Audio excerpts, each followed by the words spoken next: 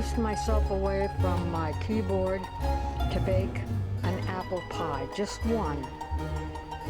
And this is what I know. It's all about the apples.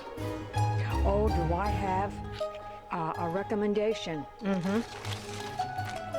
The name of the Cosmic, I see it now.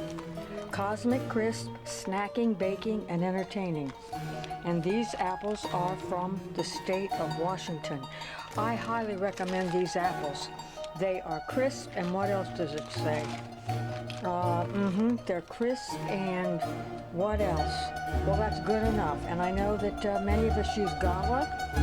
Well, it's a gala evening for sure, waiting for this apple pie to cool off. And then,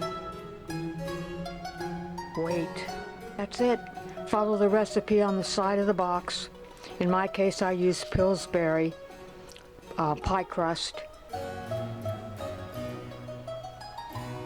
After so many years, it looks like I'm beginning to make a decent looking and tasting apple pie.